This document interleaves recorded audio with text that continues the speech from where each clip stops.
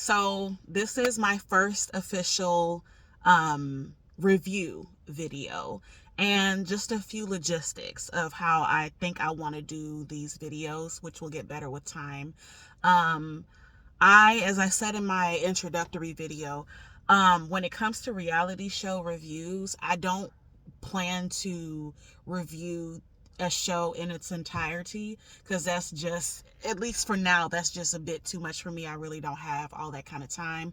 And quite honestly, um, reality TV is not that interesting to me to where I will sit and want to take notes point by point for every single scene. So like I said, if there are certain scenes that stick out to me, those are the things that I want to come on here and talk about. As far as the shows that I am going to try to review, which also might change over time, are on OWN network, would be Love and Marriage Huntsville, the new show Love and Marriage Detroit, Love and Marriage DC whenever they return. Um, what other ones are there? Is there anything else on OWN? I think that's it.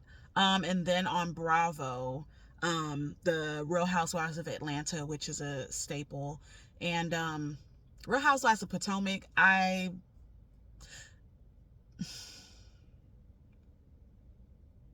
might. Real Housewives of Potomac, I don't really like the direction that it seems like they're going in, especially watching the past 3 seasons. I think 5, 6 and 7. Um, there are some things on that show that are a bit triggering for me that I don't think I'm gonna want to come on here and talk too much about. But I don't know. It just depends on how I feel. Um, what else? And then I'll be doing hot topics, but that will be in a separate video. So I'm in my car, as you can see. I gotta move pretty quickly. um yeah, one tip: do not wait until you have a family and kids to decide to start picking up on hobbies that you've been wanting to do for a while, because it just gets harder and harder to juggle things with time. I tried to put this video out yesterday, but with the crying, screaming baby from sun up till sundown, it's not really easy to do that. So, and it's not very quiet in my house right now. So I had to come in my car. So here I am. Hopefully, it's funny because I always, whenever I see people do videos in their cars, shout out to Derek Jackson. Whenever I see people do videos in their cars, I always feel some type of way, like, why are you in your car? But it's funny because I'm like, now here I am doing a video in my car, and now I understand why. Well, for me, it's because, like I said, my house can be a bit chaotic, so sometimes you just have to, just mellow out and cool down in your car and tune out the noise of babies and other things. So yeah, so anyway, let's get into it. Love and Marriage Huntsville. And I took some notes. Kimmi and Maurice are who I want to talk about first. Kimmi and Maurice, when this show first started, I know that I'm not starting from the beginning, but I'm assuming for anybody that's watching me, if you do watch the show, you've been watching since season 1, or you've been, watching for long enough to where I won't have to go back to the beginning and do reviews. That doesn't make sense because the show's been on for like 5 years now. But so I hope that you guys can follow along with me kind of coming in mid-season. Kimmi and Maurice, when the show started, they were I want to say they were my favorite couple. They seemed to be the least problematic. I loved Kimmi for her emotional intelligence. She is somebody that does not run away from uncomfortable conversations. And like I said, she's just able to express herself and communicate in a way that is very mature. And it's firm, but it's still she still communicates in a way to where you understand her and you're not really taking offense to a lot of things. And you fully understand what it is that she's trying to say by the time she's done. So I love Kimmi for that. I love the fact that she was able to successfully raise her son. And yeah, I love Kimmi. And my prayers went out to her. Like when I saw last season that she had cancer, that was a real moment in reality TV. I know it's kind of hard to get that, get the real in reality TV these days with the direction they're going in. So yeah, I really appreciated her for that. But this season and over time, it feels like Kimmi is starting to gradually becoming a Tisha 2.0. And for anybody who watches the show, you know exactly what I mean when I say that. No shade to Tisha, but I'm just calling it like I see it. It feels like Kimmi is in some ways kind of like losing herself and losing her voice, all in the name of trying to hold a marriage together. So yeah, with that, the things that I want to touch on with Kimmi and Maurice are, so the issue that they seem to be having right now, it seems like their storyline for this season is that Maurice is still wanting Kimmi to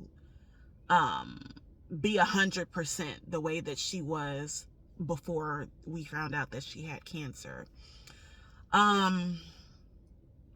You know, one of the things about doing videos in my car is that you can't avoid people walking by, like I'm seeing it in my mirror. So anyway, so there was a scene, not this past week's episode, but I think it was last week or maybe like 2 or 3 episodes ago, where Maurice was driving Kimmi to chemotherapy, I think one of her appointments, and they were talking about sex. Maurice is somebody who, he seems to enjoy sex very much. I'm not going to go as far as to say that he's a sex addict. I don't know that man. But yeah, so, and not to say that sex is not a very important part of marriage. But so yeah, going back to the scene, they're talking about this, and Kimmi is trying to explain to him how she's feeling physically. You know, going to chemotherapy, how her body is changing, and she doesn't have a desire for sex. Like her libido, her sex drive has, you know, gone down, which is expected. You know, she's going through a life-threatening experience. And so in communicating that to him, she confessed that she has faked, you know, having an orgasm with him a couple of times. And instead of Maurice to just kind of stop in that moment and really think deeper, his ego immediately goes into, you know, being embarrassed on national television. Like, okay, you're faking it when we're having sex. Like, I'm sure he's probably thinking, well, how many times have you faked it? You know, and he was so fixated on that and not really paying attention to the overall message that she was trying to communicate, which was kind of disappointing. And even more so because off the show, he did an interview with the executive producer, Carlos King. And whenever the cast of Love and Marriage Huntsville does, and this is with a lot of reality shows, anytime they do something stupid or say something stupid on camera, they get a chance to kind of clean it up, you know. So I think that's what Carlos was trying to do with bringing Maurice on his show to interview him. And so they were talking, and Maurice says that he needs sex. And to Carlos's point, we need water to survive. We need air to breathe to survive. Like, there's certain things that we need in life to where if we don't have it, we can't function. And again, I'm not going to say that sex is not something that is important in marriage, but you're making it sound as if you don't have sex, that you will die, and that's what you need to survive. Which we all know is not true. And it was so again, okay, anyway, so going back to Carlos. So Carlos asked him the question. So he makes that point, like, okay, he's asking, why do you need sex? And Maurice, gives his response. And then he also adds that what Kimmi, his wife, is doing is very admirable. He admires what she's doing. And these are his words, and I'm kind of paraphrasing, but he says that for her to roll over and suffer through it just for me, that's admirable, because I know that this is not something that she wants. Okay. So I say that it's disgusting, in the sense that I thought that when two people are having sex, that it's supposed to be something that is pleasurable and enjoyable for both parties. So that she's not always enjoying it, and you still want to have it. You still want to have sex with her anyway. Okay. You also know that this woman is, at that time, she was going through chemotherapy. I think by now she's in remission, but you're aware of all these circumstances and still, needing sex from her. And not only that, you're also expecting her to keep up with things domestically in the house while you have a son who is almost grown in the house, just kind of being there. So those are the things that I feel like are very insensitive. And, in the spirit of damage control, there's this other show called on Fox Soul called TeaGIF. And the hosts of that show are Claudia Jordan, Funky Dineva, and Al Reynolds. They also threw them a bone by inviting Kimmi and Maurice to the show. And I feel like this was a second time, Maurice, for you to clean up what it is that you were saying. But instead of him doing that, he doubles down. And this interview, this is where I say I feel like Kimmi is slowly becoming a Tisha 2.0, but in a different form. Obviously, like I said, it was an opportunity to do damage control, but it seemed like it was more so her doing the damage control. So I'm like, you're the one that was offended. You're the one who was disrespected by your husband's comments. But here you are trying to, clean up what he said, while he just kind of sits there looking like a deer caught in headlights. And, basically, like, I said what I said. And it was really annoying to me, because I'm like, Kimmi is doing this thing that a lot of women, I'm gonna say women of color, that women tend to do, which is, put on their superwoman cape and, come to the rescue and defend their man. Which is, not to say that you're not supposed to support your man, but I'm like, again, Kimmi, this man disrespected you, and he should be doing more of the talking. So I'm just like, why are you protecting this man more than he's protecting you? And he's the one who, he's the one that created this entire mess. Even the way that they were sitting, Maurice is kind of sitting. If you go and watch the interview, you can kind of see him kind of sitting behind her. And I guess like his arm was around her and she's sitting in front of him. And I just immediately got like, oh, like she kind of looked like a shield, sitting there protecting him and speaking. And even Funky, he pointed it out, and I appreciate them for holding their feet to the fire, and asking the questions that people, wanted to know. And, Funky told her, she was like, Kimmi, you look uncomfortable. And I think she was uncomfortable because she was just like, I'm trying to let him, be the man and speak for himself, but him speaking is not really helping us to look any better. He's doubling down. He's not apologizing.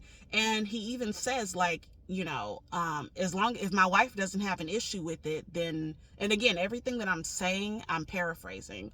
But his mentality was basically like, if she's not complaining and doesn't have an issue with it, then, I don't need to apologize. I already said it. I can't go back in time and take back my words. And it's like, no, you can't go back in time. But what you can do is acknowledge that there was a problem with what you said, apologize for it, and then move forward. I think, Claudia, especially, she even said, she was like, I feel like, Kimmi, I feel like you're protecting him more than he's protecting you. And it's like, you could tell throughout the interview, it wasn't that long of an interview, but they gave him several opportunities to kind of walk back what he said, or rephrase it, or clarify, or do something, and he just had nothing. He had nothing. And, like I said, Kimmi was trying to be Superwoman in that interview, and it was very cringy. It was very cringy to watch. And, but he did make a point, though. Like, if she's not complaining, then it is what it is. So, which lets me know, like, okay, yeah, she was disrespected, but if she's not, coming out and calling you to order, then who are we? Who are we to be, like, we can still be outraged by it, but, only to a certain extent, because she's not going to do anything about it from what we can see. And that sucks, because I'm like, again, I love Kimmi, and I never thought that I'd see the day where she will be giving Tisha vibes. Like, that's my man, I'm gonna stick by him. Okay, girl. So yeah, I've and then something else for the people who really, really watch Love and Marriage Huntsville, there was something else that Kimmi said that kind of had me looking at her sideways. One thing I noticed that Kimmi is very sensitive about is being pegged as the once upon a time side chick to Maurice. Because she's seen how things have played out between Martell, Melody, and his baby mama, whose name will not be mentioned here. But yeah, so she doesn't want to be put in that same category as, we'll call her Coleslaw for the sake of this. For the sake of this video. Again, for those who watch the show, they know who Coleslaw is. But yeah, obviously I understand that you wouldn't want to be put in that same category, and I love you, Kimmi, but there are certain things that you have said that just do not add up to me. When the show started, you had been dating Maurice for 7 years. I think it's funny that he decided to marry you when the tape started rolling, and when he all of a sudden wanted to get custody of his child, Monster. I hate that they call him Monster, by the way. But how convenient that was the time that he decided to marry you, because to me it was giving his ex-wife was probably the one that did the heavy lifting when it came to raising that child. He wants to have the credit for being the man, raising his child, but he still needs his wife at home to really be the one truly raising that son. But that's the point to the side. So again, yeah, they were dating for 7 years, she said, and Kimmi's account is that Kiowa, which is his ex-wife, and Maurice were not in a relationship when they were dating. Okay. But I think it was last season. Yeah, it was last season when Kimmi found out that she had cancer and she was getting ready to go into chemotherapy. She made the decision to cut her hair off. And so Maurice was the one who decided who she had, shave her hair off. And there was a comment that she made where she said that she met Maurice by sliding into his DMs. Like, she saw that he was a barber. And, her son, she has a son, Jalen. Jalen, I believe now is in his mid-20s. Again, you guys have dated for you said you guys dated for 7 years. And you said, so you found out that Maurice was a barber, so you slid into his DMs. and asked him to cut your son's hair. So you started taking your son to Maurice to have his hair cut. I'm not the best at math, but I'm like, how old did Jalen have to be to, was he that young to where you still had to be the one taking him to get his hair cut? I don't know. How old was Jalen? That's my question. And how long have you actually been in Maurice's life? I don't know. I don't know. But what made that even funnier is this past interview that she did on TeaGIF. They asked the question again, how did you guys meet? It's getting dark out here. They asked him a question again, how did you guys meet? And then Kimmi says that that Maurice was flipping houses and he was into real estate. And I think she said that they met through a mutual friend.